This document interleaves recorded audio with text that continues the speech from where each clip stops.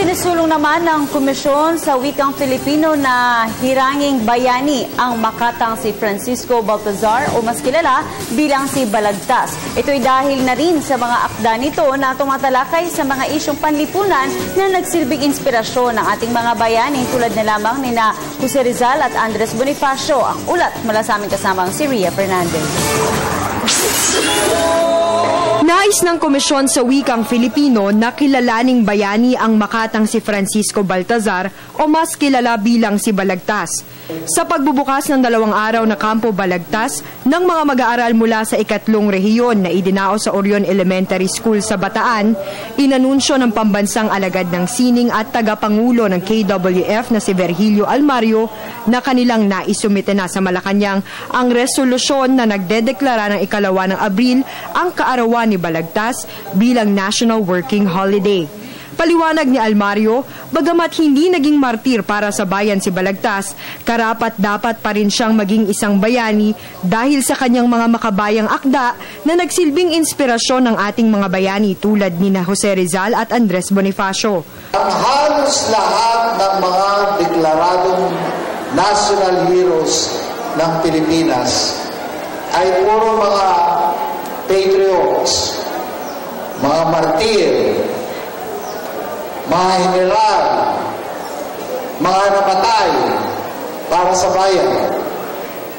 Ang gusto natin ngayon ay magkaroon din tayo ng isang modelo para sa ating mga kabataan na isang bayani na hahangaan dahil sa kanyang malikhaing talino.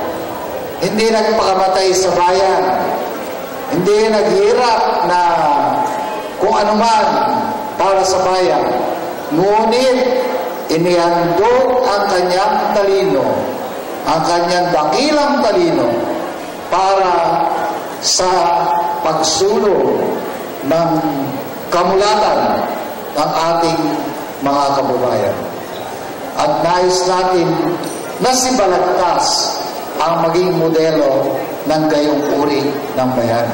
Suportado rin ng historiador at host ng It's Showtime na si Profesor Xiao Chua ang paghirang kay Balagtas bilang bayani.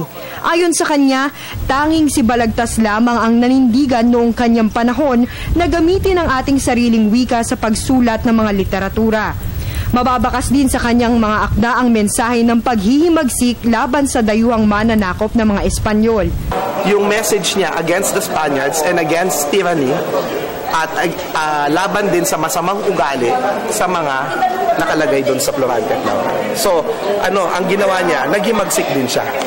No? At nakita yan ng mga writers, tulad ni Lope Casantos, sabi, may 4 na himagsik si Balagtas.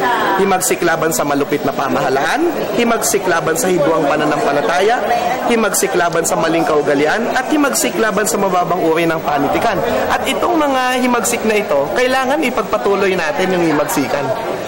Para naman sa batikang manunulat at gawad dangal ni Balagtas 2015 awardee na si Rogelio Mangahas, mainam lamang nabigyan ng wastong pagkilala ang Makata dahil sa kanyang mga akda na hanggang sa ngayon makabuluhan pa rin sa kasalukuyang sitwasyon ng bansa. Mungkahin niya, basahin sana ng mga nagsusulong ng panukalang Bangsamoro Basic Law o BBL ang Florante at Laura na simbolo umano ng pagkakaisa ng mga Moro at Kristiyano. Pagkas ang pagtingin niya sa mga Muslim, pinakita niya na kung mayroong mabuting Kristiyano, may mabuti ring Muslim. Kung may masamang Kristiyano, may masamang ring Muslim. Pantay ang kanyang pagtingin. Wala siyang diskriminasyon. Dapat pasahin nila. Dahil ewan ko kung sino dyan ang nakabasa ng nakabasa man parang pahapyaw.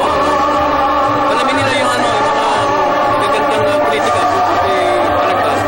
Para maintindihan nila na aking bayan ay talagang dapat tayo mga Pilipino dapat magkaisa naman ang ating pang-atletiko na kinabibilangan.